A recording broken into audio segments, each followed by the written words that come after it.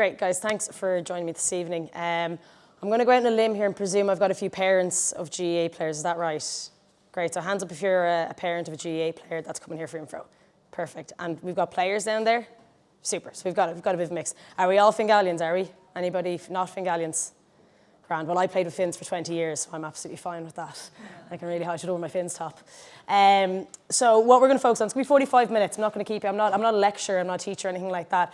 But what I am, I suppose, what my focus here tonight is that we're going to break down a few of the simple stuff that works really well with GAA players. We're going to show how to fuel and recover effectively from training and matches.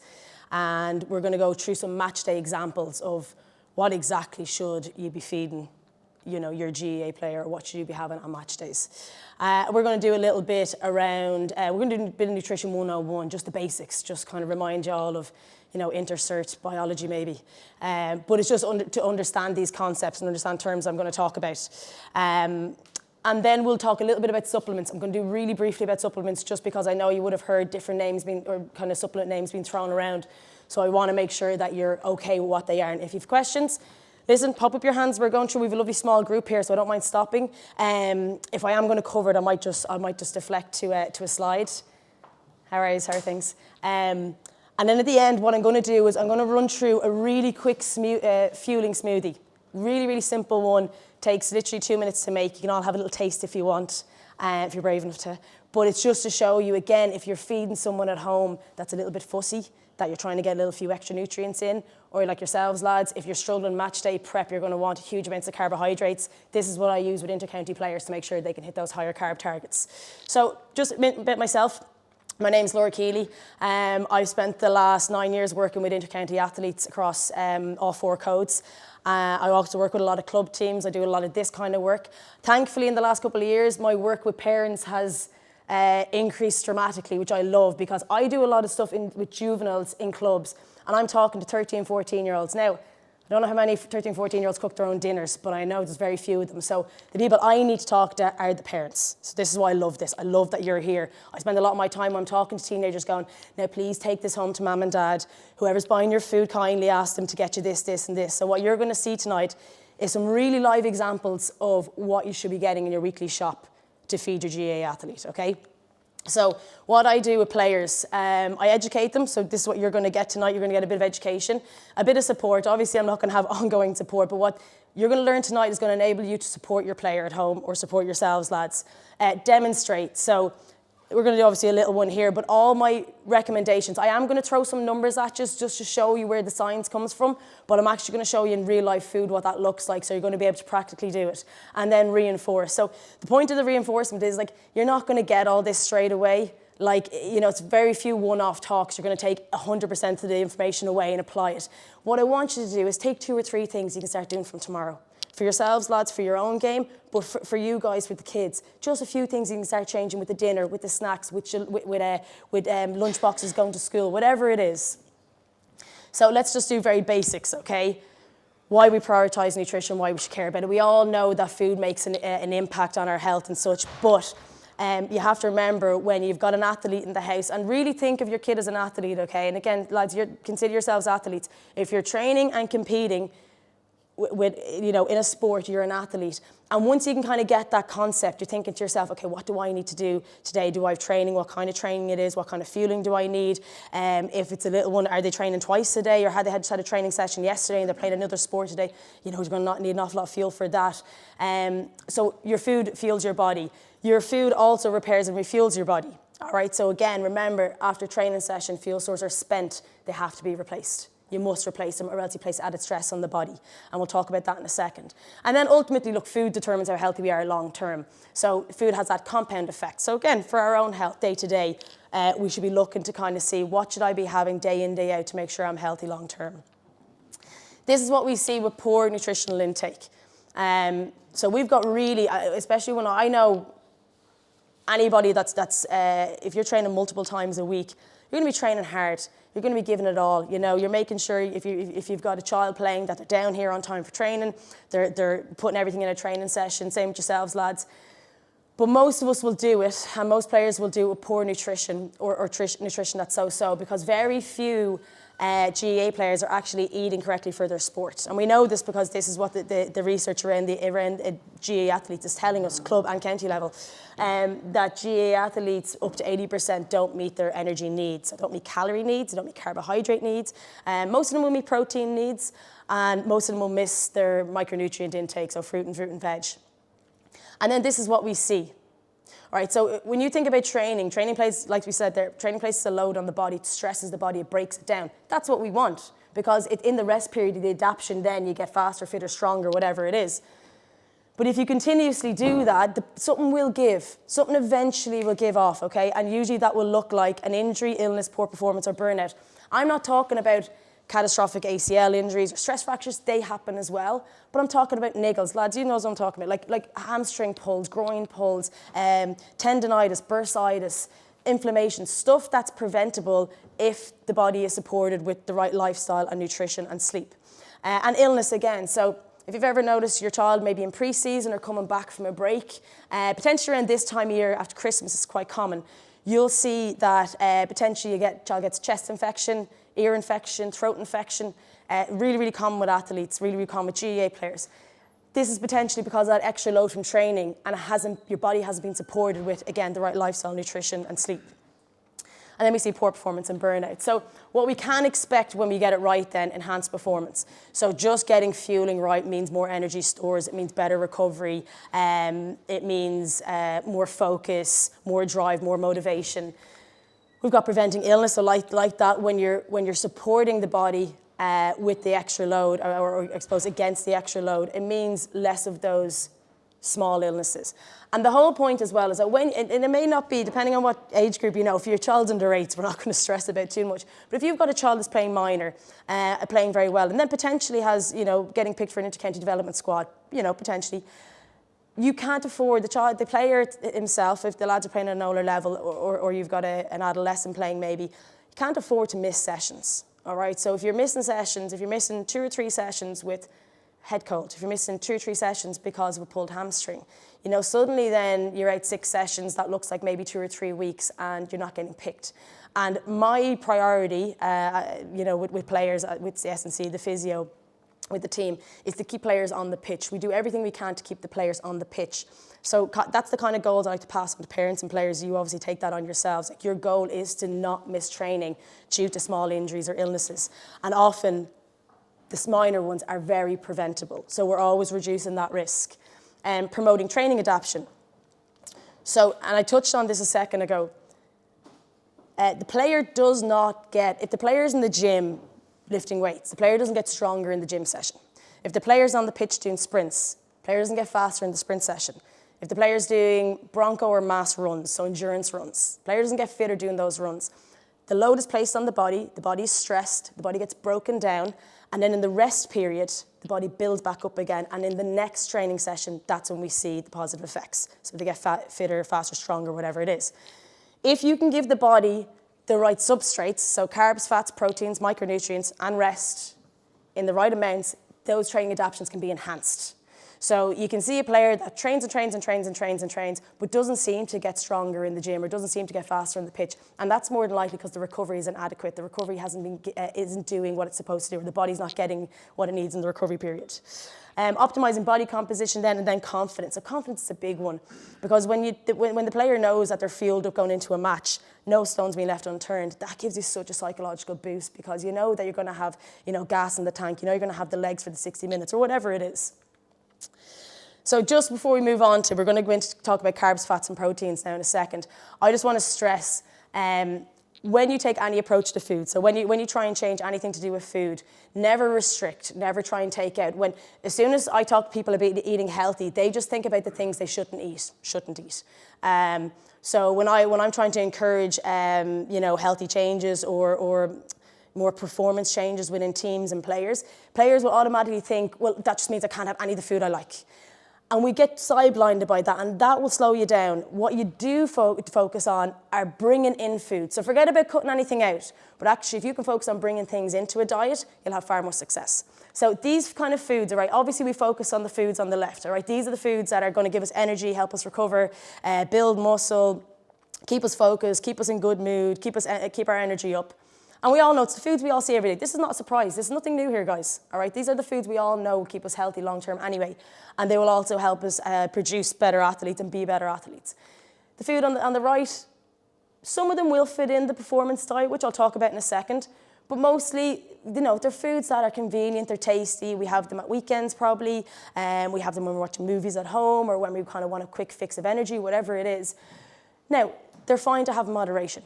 Do not cut them out. The problem is that when these foods are eaten in excess of these foods, because these foods won't provide us the protein we need, the fiber we need, the energy levels we need, the micronutrients we need, and these will. So they live alongside each other. We use an 80-20 kind of divide. So 80% of our meals and snacks are made up of mostly unprocessed or minimally processed foods, we'll say, and these come back to 20%. Again, they live alongside each other. You don't try and eliminate them. The problem is if you've got a young player that's snacking wholly on biscuits and chocolate and crisps throughout the day and then don't have any fruit or veg, they're going to be a bit miserable and you're going to be dealing with probably a cranky child. So we don't try and cut them out. We just try and reduce them and try and focus on getting these foods in more.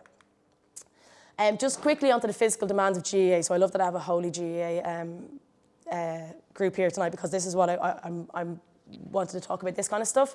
So to understand how to fuel for a sport, you need to understand what are the demands of a sport.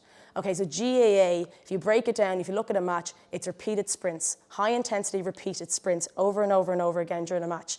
All right, players need to be strong because they need to take and receive tackles. You also need to be focused because it's a very mentally demanding game. You've got to stay switched on for 60 minutes plus injury time. So the average distance, now this is adult level, it's slightly, once we go under 16s, it obviously reduces. But we'll say up to adult level, you can upwards of 10K to 12K in a match, depending on your position. 70 to 120 bursts of sprints, with that average about 5 to 7 seconds, with about 20 to 50 seconds of recovery. So that's a huge demand on the body, even at any level. Doesn't matter if you're playing, like I play junior D at home, Pats, all right? So you still actually do a huge amount of work in the game. That has to be fueled, all right? You can't just go out there in an empty tank and expect to play at your best. So looking at energy demands, just roughly, it's between 800 and 1,500 calories. When I could talk to a room full of LGFA or camogie players and their eyes light up when they see that because they think it's brilliant.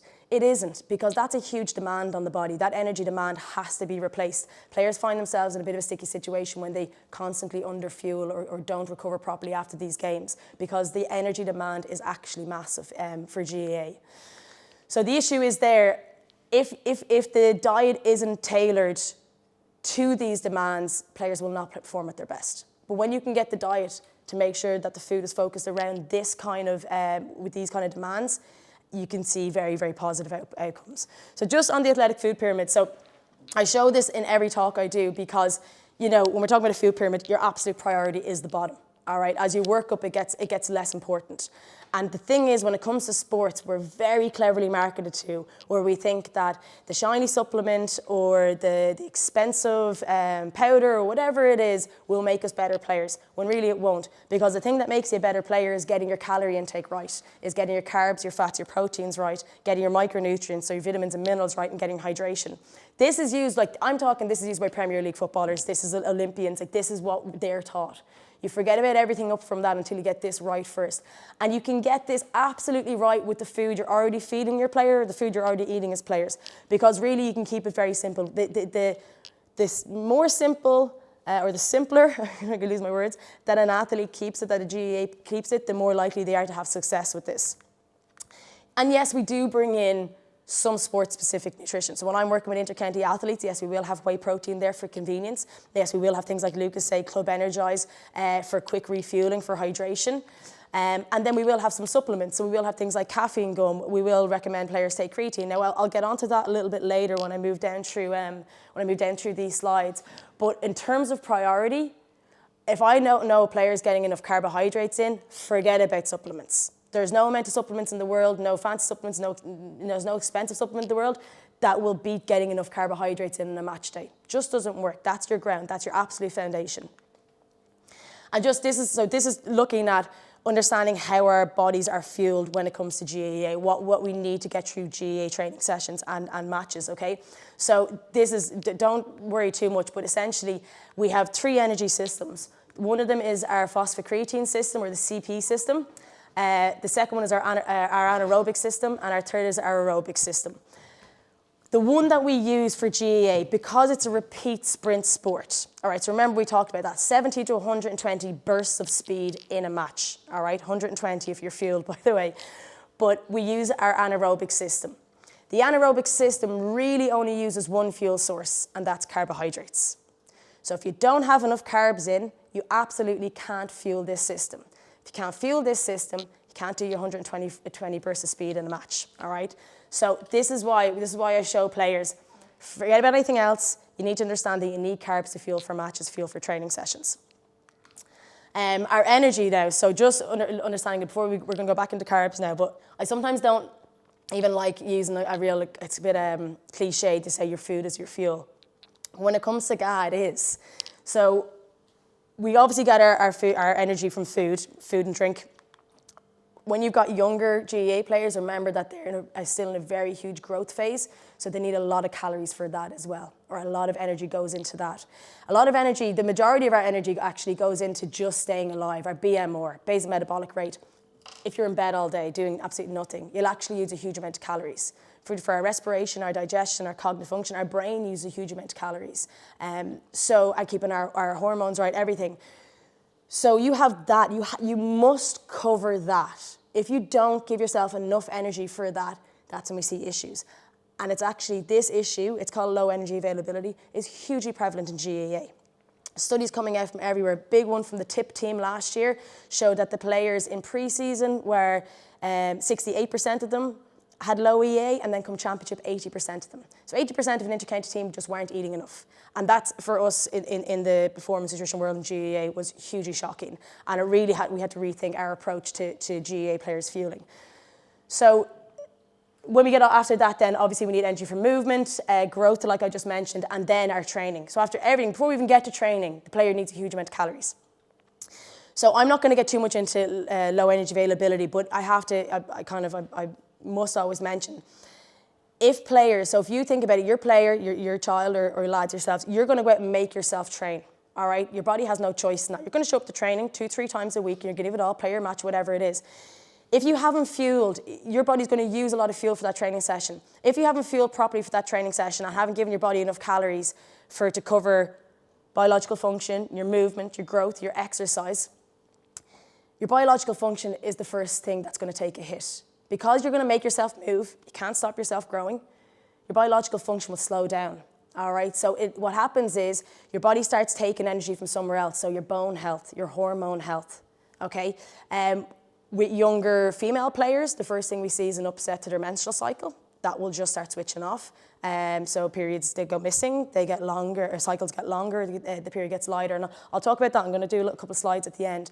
But for all players, male and female, you see things like lethargy, low mood, we see injury, we see illness. So it's something to be aware of if you have a player, or same as your lads, but if you have a younger player, that when they are in an intense training period, and the mood starts to get lower, they're a little bit less motivated, they're having trouble sleeping, they're a little bit anxious, have a look at the food. Is the food matching, is the intake matching the output? So that's, I don't get a huge amount of time on it with these kind of sessions, but it's just something that is particularly very common in GAA players, more than we realise, so it's something to watch out for. So just going to get into how we feel now. So Nutrition 101, again, just to remind you all, so we've got macronutrients and micronutrients. So our macronutrients are carbs, fats and proteins, micronutrients, vitamins and minerals. Like I said there, the absolute foundation of a GAA diet is carbohydrates. This is what's going to make you fuel, and we'll talk about protein and fat now. So these are the numbers. Again, don't get too hung up on them, but this is the gold standard. So this is where we get, like, this is basically all athletes use this across all the codes, all the sports, all the levels, recreational, right, professional. This is what we'll use to figure out how much fuel an athlete needs. So just, again, don't worry about numbers. I'm going to talk you through practical examples now, but I just have a range there, anywhere from 55 kilos down to 75 kilos in weight. You can see the minimum intake you should be opting for if we go with this, like you're talking, if you have 1 hour of training per day, we go with 5 to 7 grams of carbs per kilogram of body weight per day, and you're aiming for something like this. The day before a match and the day of a match, you go right up with carbs. And I'm going to give you some good examples now in a second. We're not going to worry too much about numbers tonight. I don't want anybody thinking, nobody knows what 300 grams of carbs looks like. How are you meant to know that? You're not going to start adding it up, on a day-to-day basis. But it's just, I have to show you this to show you why I'm going to recommend quite large amounts of carbs now. So just fueling for match performance. So if we see here, I'm going to bring this down, 3 to 4 handfuls. So this is with your main meals on training days. So hopefully, you might not be having porridge in the morning. I know some fussy teenagers won't be eating porridge in the morning. But even if this looks like Weetabix, if it looks like Shreddies, shredded wheat, try and get a high fibre breakfast, maybe bran flakes or even something like that would work. But even if it's cornflakes, we're talking 3 to 4 large handfuls. Get it right in there. Big buckets. You want a big bowl of porridge, whatever it is, cereal for that breakfast. And we're going to talk about how to increase that in a second. After that, if it's lunch, you're talking sandwiches, bagels, wraps, stuff like that, I'm going to show you how we're going to add a little bit more carbohydrate into that meal. But dinner time, when you're looking at feeding the younger athlete, now I would get, if you've got a smaller teenager, get them to measure this out, because this kind of idea of a fistful kind of works for the body size. So, if you've got, if you're a bigger dad and you've got a 12-year-old daughter, obviously those portion sizes aren't going to work. But if you can get the child, if you can go by the fistful, and if you want to go weighing food, have at it. But this kind of idea of using your fistful, lads, this is like really easy for you guys to do. I use this with players and it's very successful. Just 3 big handfuls out for porridge, for breakfast, lunch and dinner to help fuel up. So it's very easy. Again, if you're going with spuds, it's the size of your fist to make sure potatoes are an excellent fuel source for matches and training sessions.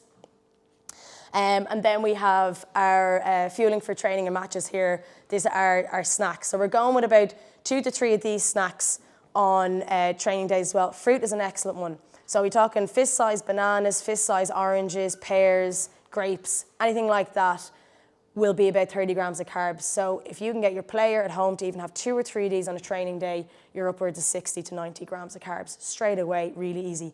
Yeah.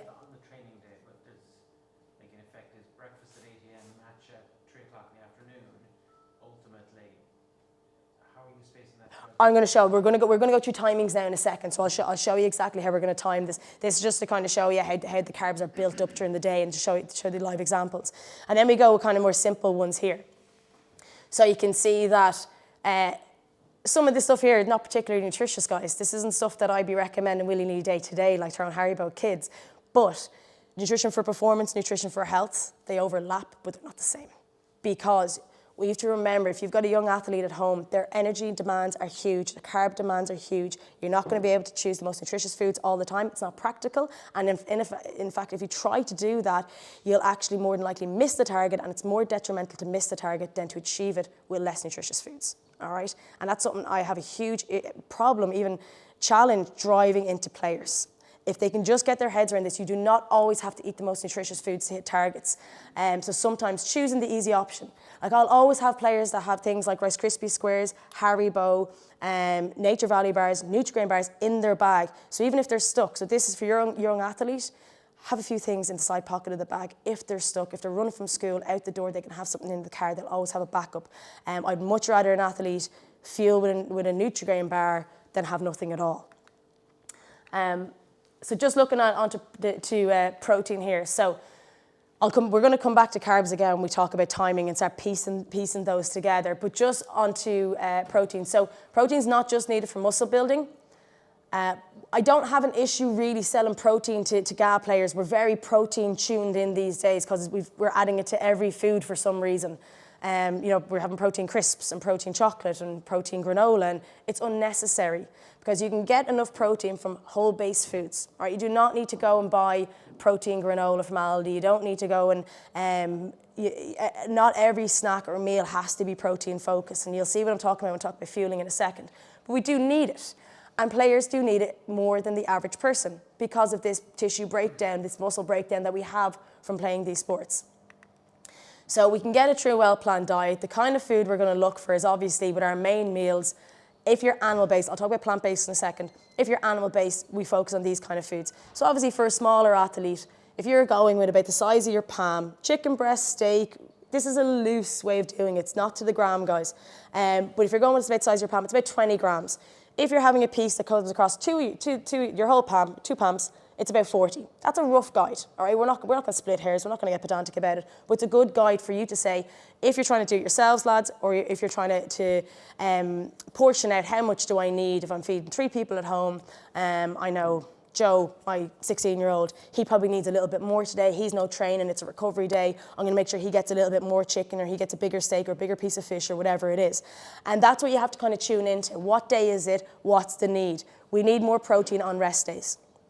On the training day, you're gonna up the carbs. So you can reduce the protein a little bit. They don't need as much, the priorities that they're fueled.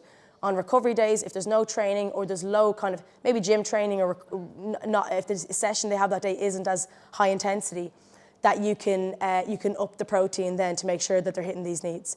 Then if you're plant-based, of course, go with things like lentils, edamame beans, chickpeas, kidney beans, any kind of beans will work there, or corn, tempeh. And these are super healthy anyway for everybody, so anybody can have those. But just make sure if you're plant-based that you are paying particular attention to your protein intake. Snacks look like this. So what we do is we tend to get enough protein with main meals if we're halfway tuned in, but we forget to snack throughout the day. So again, these are very handy. Aldi and Lidl have a huge variety of protein puddings, protein pouches, protein mousses. Really easy way to get, like even like the chocolate mousse, chocolate pudding, like it's a really handy way to get into the kids because they're more likely to have it. If you have just one of them a day, you're going to up your intake somewhere between 50 and 25 grams, which is perfect for a younger athlete. Lads, it's just handy, 1 or 2 of them a day, get it right up. It's a little bit more nutritious than just constantly having protein shakes or whatever. Outside of that, obviously you can go, we're going to talk about milk in a second. Obviously you're going to combine these things. You're not just going to have cheese on its own. We're going to have cheese and crackers, or we're going to have tuna on toast, or we're going to have beans on toast. It's just to show you where you can get that additional protein. Then fat. So I think, I'm very happy to say, I think we're well past the low-fat diets. I think they were a thing of the past. I'm sure we can all remember those. They were awful things because we need a lot of fat in our diet. And what I find, especially with younger players, to be honest with you, in Ireland, we're rubbish for eating healthy fats. That's my appraisal after working with a few hundred GAA players, that we just don't eat enough healthy fat in our diet. Now, we're going to really focus on healthy fat on rest days or recovery days. The fat is fine in the morning of a training day or a match day, but we're going to reduce it as we go through the day, because fat, although when we pick the healthy sources is brilliant, it slows down our digestion. And anybody that's ever suffered with a stitch, a cramp, any nausea in the warm-up, if you ask your child, if they get stitches or anything like that, that's mistimed food usually. Okay, especially on your right side, mistimed food. Sometimes due to a high protein or fat meal too close to the session.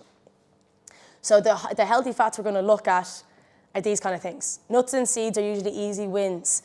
If you have a younger person at home that absolutely struggles with anything like that because they don't like to taste bitty things, because I know I deal with that a lot, easy things are peanut butter, almond butter, cashew nut butter. All right, they're easy wins because you can get them into smoothies, you can get them into porridge or Weetabix. You can get them on toast. They're just a little bit easier for people who don't eat any of this. Recommendation for everybody, because this is all kind of general health stuff. Get a jar of nuts and a jar of seeds and put them on your counter. Don't hide them in the back of your press. Don't put them in behind your cereal boxes, because the further you put your food out of your eye line, the less likely you are to eat it. The closer you are, the more likely you are to eat it. So these kind of things, because we just don't eat enough healthy fats in Ireland. So even just having these couple of tablespoons into your porridge or your breakfast, or a couple of handfuls with a piece of fruit to snack on, is ideal. My recommendation is two tablespoons of nuts a day and 2 tablespoons of seeds a day, handful of nuts to try and meet these targets. Outside of that then, using things like, if you've got a younger person or lads, if you've never had nuts or seeds, and and I'm not talking about chocolate covered peanuts, just, for trying to pick what we want, just kind of as unprocessed as you can, unsalted nuts and seeds. But if you really struggle to get any kind of seeds in, mill seeds, so milled chia seeds, you won't even notice them. Stir them into a bolognese, stir them into a chili con carne, couple of tablespoons. You won't notice they're there because they're just a fine powder. Again, you won't notice them in Weetabix, you won't notice them in porridge. You might notice some in cornflakes. Just see where you can sneak them in if you're trying to sneak them in. Smoothies are a savage way to get them in as well. Outside of that, where am I going? Salmon. So again, this is general advice for everybody. Try and get some oily fish in the dinner during the week. Try and pick one day a week. If it's Thursday, it's fish night, okay? Now you might have to start gentle. That might look like some, decent breaded cod or decent fish fingers, but you want to move on to an oily fish, okay? Oily fish is essential for our health because it has omega-3s. Can't get omega-3s anywhere else but from oily fish, all right? So that's an issue. So if you don't have any oily fish in your diet, you won't have any omega-3s in your diet. So you can go down the supplement route we will talk about, which a lot of people actually have to and are recommended to. But oily fish is, because of omega-3s, because we can't get them in the diet, this is usually the route we go. So if you need a little kick up the butt to be like, okay, we're going to have salmon once a week, this is it, all right? Now, unfortunately, I'm not talking about smoked salmon or tinned salmon because those two processes will remove the omega-3s. It is just kind of fresh or, fresh frozen salmon. Is it in the skin or is it in the actual fish itself? It's in the fish itself. You get bonus points for the skin, okay, but usually we crack up the skin too much, it'll actually kind of cook it out, but just it's in the flesh. And usually just a fillet, ideally we go 2. The recommendation is 2, but God, I'll be happy with 1. If you get 1 right and then you work up to 2, brilliant. But it is essential, and in Ireland, I think it's less than 30% of us are actually getting enough omega-3s. Now, we will talk about supplementation in a second as well. Quickly on to hydration again. This is one I think I think we're a little bit overconfident in hydration because it's an easy one, but it's one players often miss. So it does take a little bit of good habit building. Any players, good one, lads, is hydrate before you caffeinate. Actually, good one for everybody.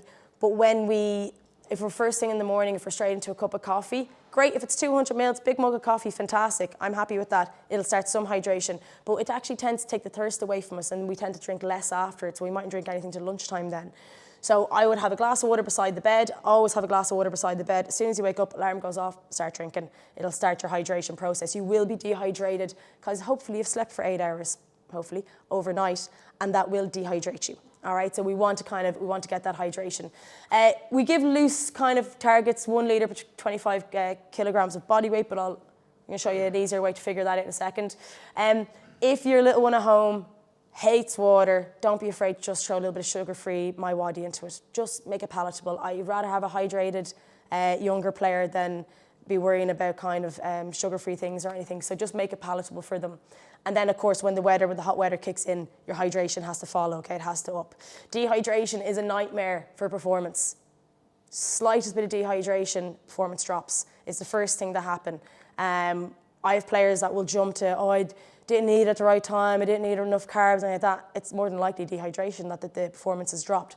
So we absolutely have to make sure that you're rehydrating between sessions. So if you've got a younger one that's training every day, even more important. They're going to be losing more fluids.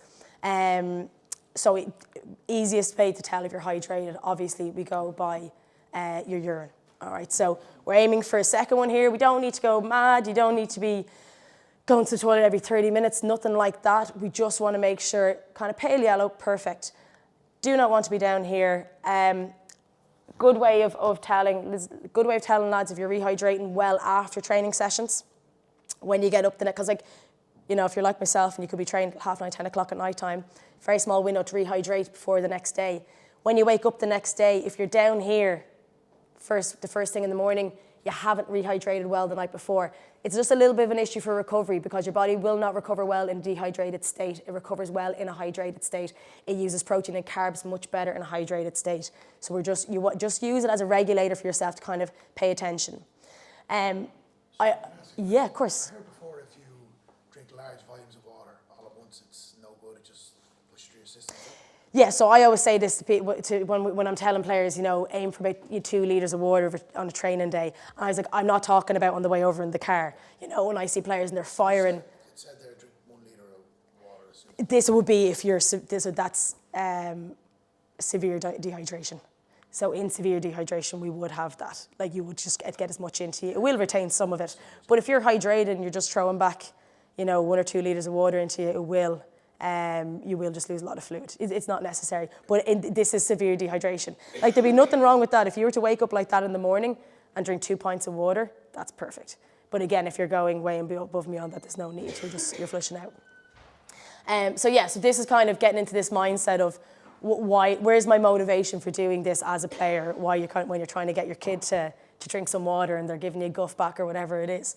Because ultimately you want to be a good teammate. So this is the reason for fueling. Yes, we want to be healthy. Yes, we want to play well. But we're also playing on a team. So we want to be a good teammate. To be a good teammate, you come to training on time. You come hydrated. You come fueled.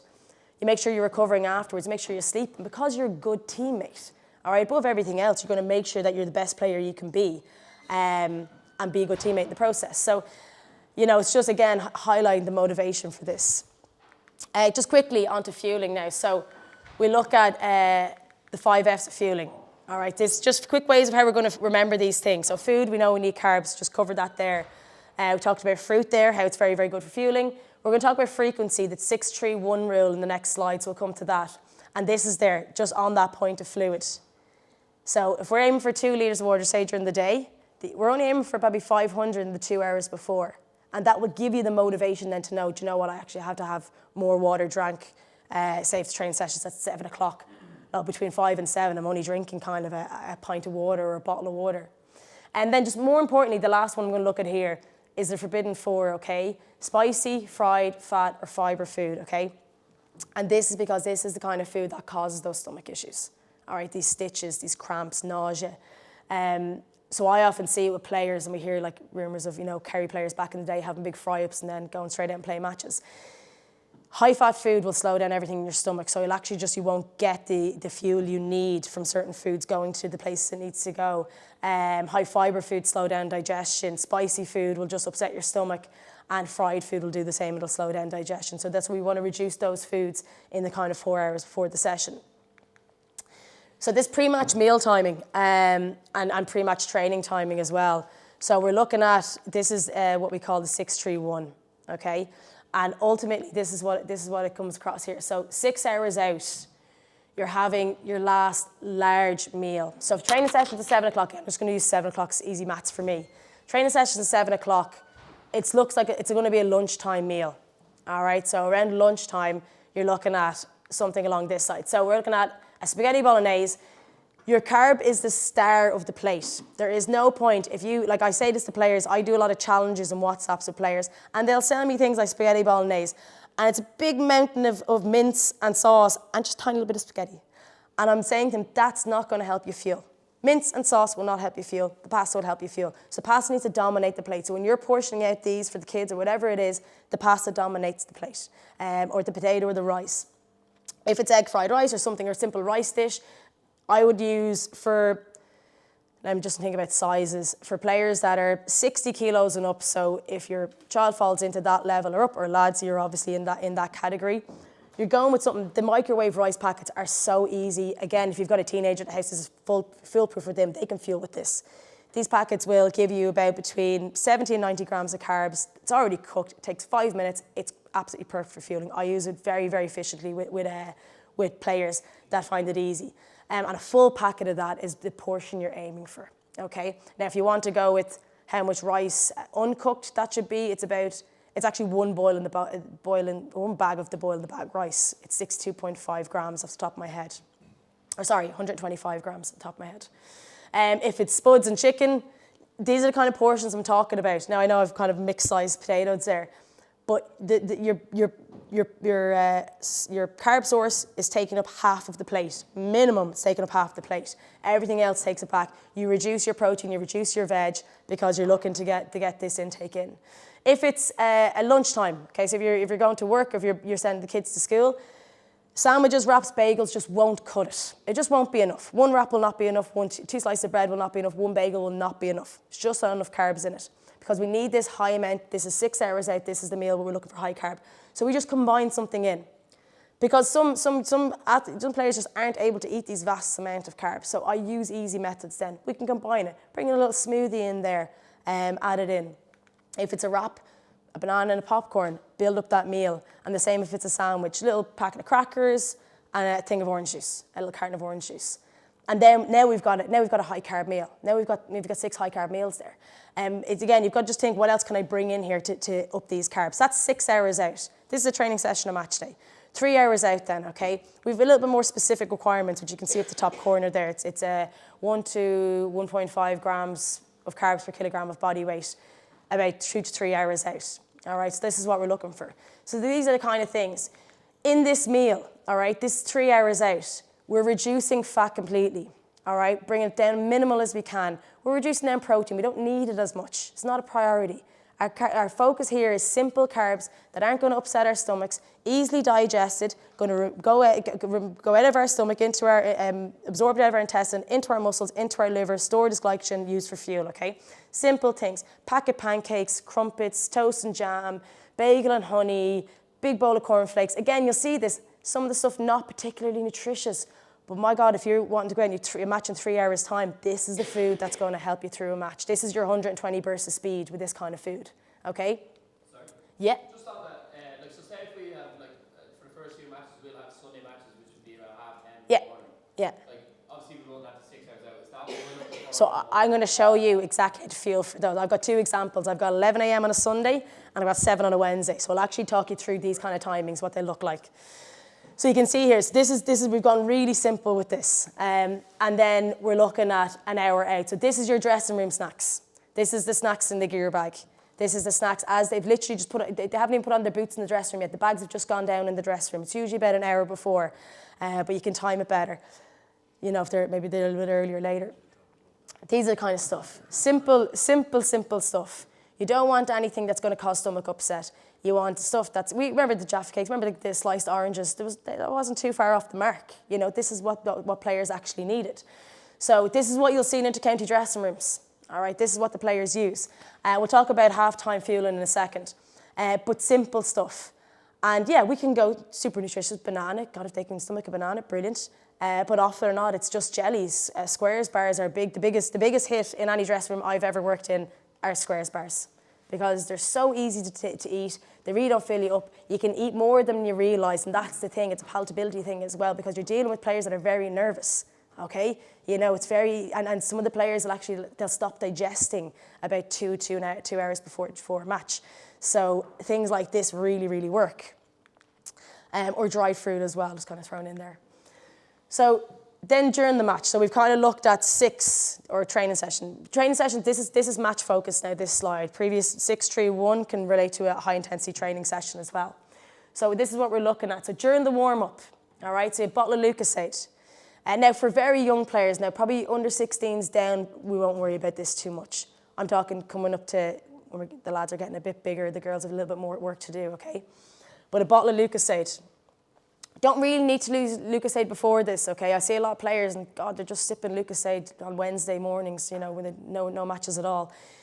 We're losing things like Lucozade and Club Energize on a match day, okay? Or during the summer, if it's a very hard training session, absolutely, I would have it there on the sideline. But you don't need it any other time. It's just, you know, unless you're really, really struggling.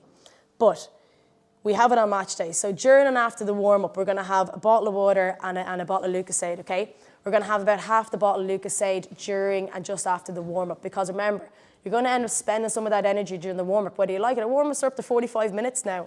Some teams I'm working with, they're nearly an hour out before they even play the match. So you have to be mindful of that, because you're going to spend some fuel doing that. Half-time, whatever the player can stomach. Okay, we're going to go with the other half of the bottle of Lucozade. So we've had half during the warm-up and just after, we're going to have the other half at half-time. And then if the player can stomach any solid food, then perfect. Jellies, half a banana, a couple of rice cake or a couple of Jaffa cakes, something very easy. And then the end of the match, if you're a player that struggles for the last 15 minutes, legs start to go, any kind of cramping, or if you've got a younger player that struggles a little bit towards the last 10 minutes, I would have Lucozade to hand on the sideline. Not all players need it, but some do. Okay, some really benefit from it. Now, some players can't have anything. I work with players from club up, and some of them can't have any kind of, they even struggle with Lucozade once they start doing high intensity, because once you start doing high intensity, your stomach can be quite affected. So if you're a player or you have a player that absolutely can't touch any Lucozade or any food at all, Mouth rinsing's been a really, really tried and tested protocol now, where you just take a little bit of the carbohydrate drink, so your Lucozade, swish it around your mouth, spit it out. Do that a couple of times, and there's receptors in your mouth that can actually kick out a little bit of energy from that. So we look to bring that in as well. And again, anything I'm talking about here, folks, is tried and tested on training days. Nothing happens first time on a match day. That's a disaster, okay? We always want to try everything on training days. So just quickly on to recovery here. So we had the 5 F's of fueling. This is the 4 R's of recovery here. Okay, rehydrate. First protocol is rehydration. We love skipping ahead. We love just jumping straight into food or whatever. Fluid is your first thing. Refuel and repair, which I'll talk about now, carbs and protein. Replenish. So this is me just begging players to have some fruit or veg after training sessions. Anything at all. Banana, grapes, anything. Because I really struggle with this. And if you can just get some fruit or veg into them, it will really, really help with micronutrient replacement. And then rest. So older players avoiding any alcohol after training sessions. I know we love to go for pints after training sessions, but just trying to reduce that a little bit because it does hinder the recovery process. And rest is sleep is a huge thing. I'm not going to cover sleep tonight because I was trying to cover a lot of other things. Sleep is imperative for recovery. If I say this, if I could leave you one line about sleep, is that if they could take the benefits of consistent 8 hours of sleep and put it into a tablet for performance, okay, it would actually just be banned because it's that effective for enhancing performance, all right? So an athlete's priority is absolute sleep to make sure that this recovery process is your body's actually given the chance to recover. It needs enough sleep to do it. So just on to what we have afterwards. Okay, so this is what the requirements are for carbs and proteins. So this is what recovery looks like. So this is, again, if you can pull a few things out this, the next slide's actually going to talk about milk, so we'll go a little bit more in that. But when your player comes home from training sessions or matches and you're trying to feed them, keep it simple. Keep it something they like. It doesn't have to be a big, massive dinner, honestly. I'm happy with players having things like beans and toast, eggs and toast, big pint of milk, piece of fruit, big bowl of cornflakes, high protein pouch or high protein yogurt, whatever it is. If you get too caught up in trying to do everything, you'll probably miss a good bit of it. So if you can just get the minimum into them, whatever they're happy, because if you got a player coming home late at night time and you've got maybe did a lovely dinner for them, maybe they had, and it's in the cling film ready to go in the microwave and they just don't want it. Your appetite is very much affected by high intensity exercise. It suppresses it, makes you feel a bit nauseous then if you think about having high quantities of food. It's just the way it is. I would rather, if you can get them to have a big bowl of cornflakes, a big pint of milk, and again, a banana, an apple, something after, perfect. Send them to bed then early and let them get some sleep. Okay, so keep it really, really simple for them. Your main priority is carbs and protein, so just even carbohydrates are the first thing, fluid, carbohydrates. So even if they don't want, even if they're just happy to have a bowl of cornflakes, have at it. You know, I've talked to parents loads. A parent came to me last year and she was very concerned about her son sneaking Cocoa Pops up to his room because she didn't allow any sugary cereals in the house. And, you know, I had to say, he was a minor player. I was like, let him have as many Cocoa Pops as he wants because he's getting energy back, he's eating, he's getting calories, getting carbs. Don't try and be perfect with it because the player essentially just wasn't eating at all then. So this is what we aim for recovery. So just on to milk. If you can do one thing for your child's recovery or lads, more milk. So milk is proven to be the best recovery drink there is, hands down. I don't work for Avamore, I don't work for a milk company or any nonsense like that, but all the research shows us that this hydrates quicker than a sports drink and water. It has carbs for refueling, it has protein for repair, and it has micronutrients. If you get a pint of milk into your child after a training session, you've done half the work. All right, so easy. Muju, lads. Muju after every training session. Forget about the protein milk. It's a little bit more expensive. Muju's actually better. It has more carbs, twice the amount of carbs in it. Brilliant. 500, if you eat chocolate milk on the way home, God, it's going to look like a treat to them, but you're actually covering off half the recovery. So this is what I have in the dressing room. It's what I actually spend. I give myself a pat on the back if at the end of the season I've converted half the team. Has gone from 4 players that drank milk to 22 players that have drank milk after training sessions because it's so beneficial for recovery. And it's so easy as well. Just on to match day fueling now here. So just looking at what you should be aiming for with matches. So it's the 6 and 36. What we're aiming for is 6 high carb meals in the 36 hours before the match. Now, you don't have to stress about every match. You know, if it's a challenge game against Finians out the road, like don't be worrying too much. But when we get into championship, remember the goal is, it might be the focus, depending on what age group you have. Again, if you've got an under 8s, don't worry about too much, unless you're competitive like me. But if you are getting into minor, under 16s minor, championship, it's a big deal. I've played in all these, played Fingalians for all these matches. It's a big deal, you want to win. If you can get this fueling right, it'll pay dividends on match day. Okay, so 6 and 36, we're spreading it out. And again, what that looks like, don't get too hung up in the numbers, but if you can replicate something that I showed you there with those 6 kind of spaghetti bolognese, rice, combining the bagel and the smoothie, whatever that is, that'll roughly get you up there. So we've got a match at 7 p.m. on a Wednesday. Again, you can manipulate all these numbers. This is just show you some examples, okay? Your match fueling starts on Tuesday. So 7 p.m. on a Wednesday, you start Tuesday. You have to start tuning in. You lads, I'm not, these people don't tune in, but it's getting that idea of what's for lunch, okay? Tuesday's not a training day, but there's a match tomorrow, so it kind of has to look like a training day, a little bit more like a training day than it did if there was nothing on at all. So begins Tuesday, first high carb meal, lunch Tuesday, second high carb meal, dinner Tuesday, third before bed. So this is the one the players always miss this one. Because we're good with lunch and dinner, we're fine, they're set meals. But evening time, do we have a set meal? Do we have a supper? Do we have a tea? All households are a little bit different. Is it just a snack before bed? Is it a bar of chocolate? What does that look like? This meal does not have to be a dinner. It can be breakfast for dinner. It can be a big bowl of cornflakes. It can be, like we talked about there, it can be beans on toast. It can be a tin of rice pudding. It's a real favourite with my country players love rice pudding. Things like that will really work. Okay, really simple stuff just before bed. Maybe a few tins of rice pudding. So these things. So again, just making sure that you're being that reminder of, like, if there's a match today, the next day, you're kind of going, all right, bedtime's 10 o'clock, say, and you're kind of going, what are you going to have again? And go, maybe you'll have this. This will actually work better for yourself tomorrow for the match. This will help you fuel up, and kind of feeding that in. If it's Cocoa Pops, it's Cocoa Pops. I'm not worried about that. It's a big high carb meal. And then that continues. So again, 8 a.m. Wednesday, breakfast, high carb, lunch, and then that's that one we talked about, that 3 hours out, that high carb kind of large snack or small meal. That's what that 4 p.m. Wednesday is. And then you're ready to go for that match at 7. You'll have obviously snacks smattered in there, but when I'm talking about that 6 and 36, that's what that layout looks like. Then 11 a.m. Saturday. So lads, this is more for you now. So again, you can adjust this for yourselves. 10 a.m. Friday. That's your starting point for that match, that fuel up, okay? Because you're not going to get up, if it's 11 o'clock on a Sunday, you're not getting up at 5 o'clock on Saturday morning unless you're, I don't know, maybe you will. But it'll more than likely, you have to start on that. So like, that's what that 10 o'clock is. Big bowl of cornflakes, Weetabix. If you want to have pasta, deadly, have pasta. Spuds, have spuds. Even if it's a pizza, a burrito, all high carb, that'll work that late, whatever you want. You don't have to get too fussy with it. You want loads of carbs.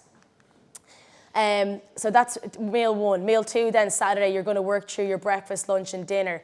You have to bring in, if that's a morning train, so any morning training sessions or morning matches, that high carb meal before bed is imperative, because you will not have the fueling window you need on Sunday morning. So you must use Saturday night as a fueling window. All right, that has to come in as late as you can. I've put in 9 p.m. there. If you're happy to have that at 11, have at it. 10 o'clock is usually my cut-off, because I like players to be in bed a bit earlier than that.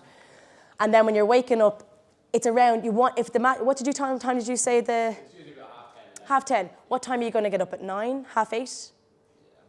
Yeah, so even if it's 8. So think about your window here. If you've got 2.5 hours from getting out of the bed to being on the pitch, what are you likely to have? I wouldn't even like you to sit down. If you want to have porridge, you're cutting it fine with porridge, because you only have 2.5 hours to eat it, digest it, absorb it, get it to your muscles, get it to your liver.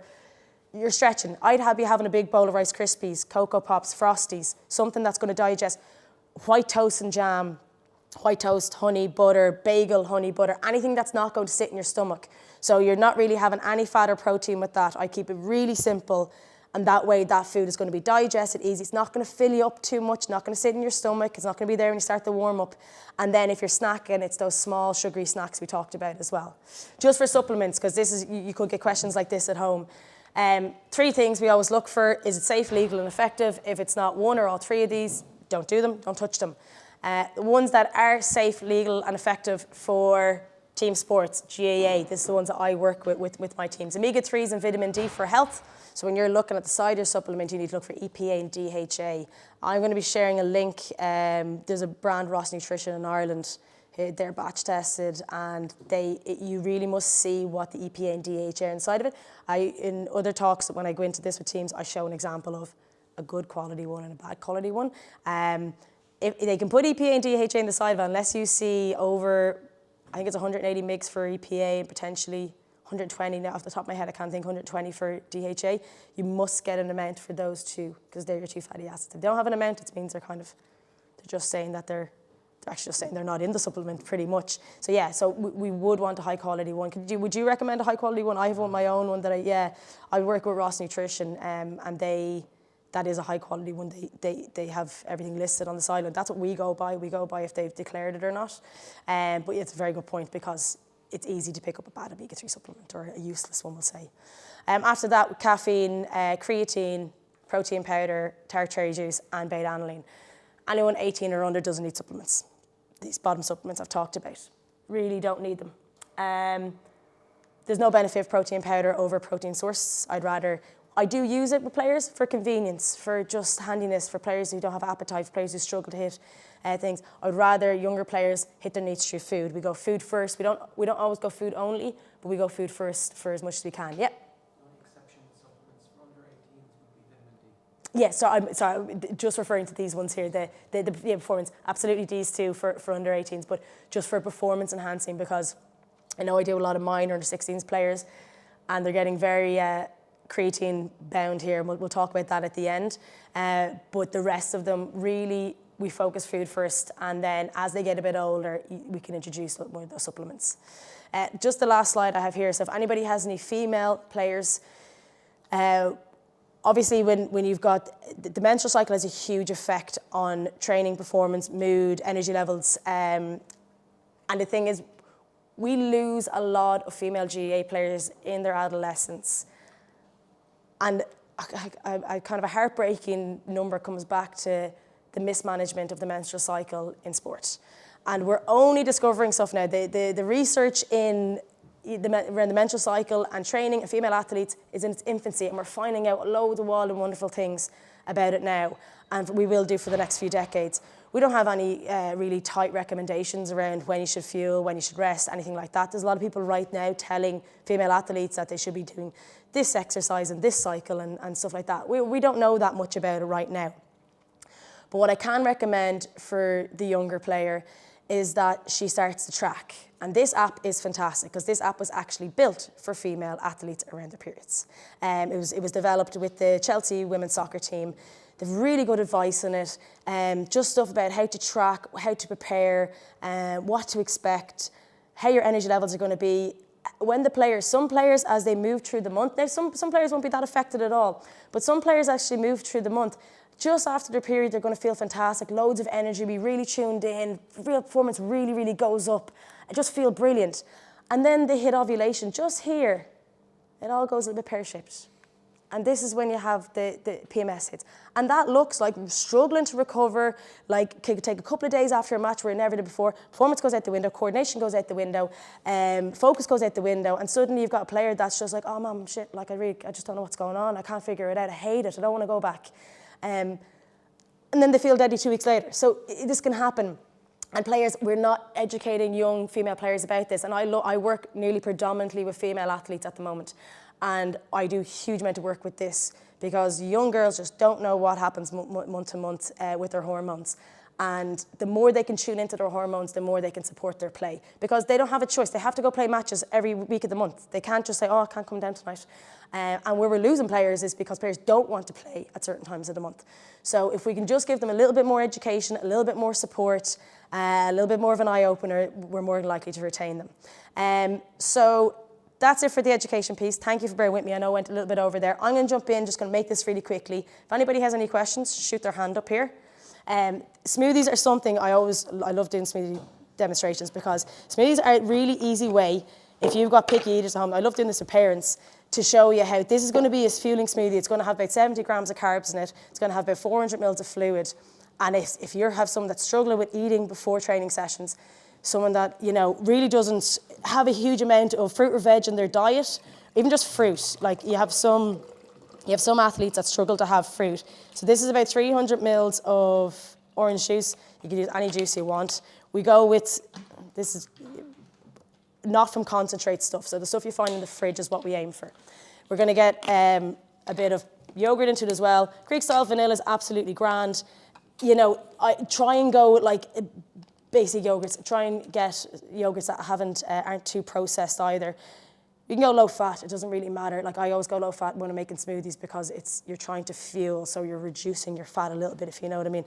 So we just go, it's just 2 tablespoons, nothing, we don't need to go measuring today. We're gonna get some protein from that. If you wanna use, you're gonna get some good gut bacteria as well. So that's just a bonus. And then frozen veg. So things like berries, here's a good one.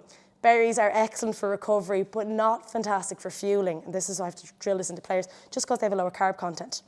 They're so nutritious for us, brilliant, full of antioxidants, fully anti-inflammatories, but I would rather players use something like mango or pineapple or strawberries, maybe that's a little bit of a caveat there, but I would rather them use mango or pineapple for fueling.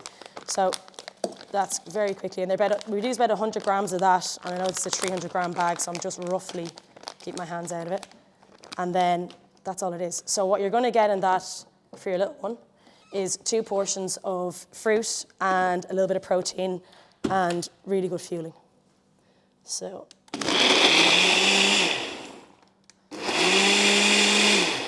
So that's going to give you on.